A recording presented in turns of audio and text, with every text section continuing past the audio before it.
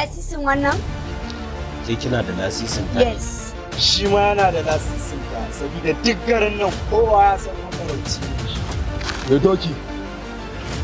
Kwana biyu aikin gaba ya to don na ga akwala kake mu. Kai tsaya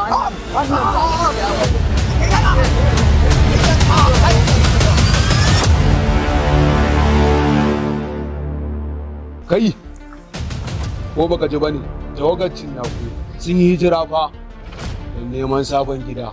Me gida, mu fa farauta alƙawarin mu ce. Ɓarayi! Ɓarayi! Ɓarayi jama'a!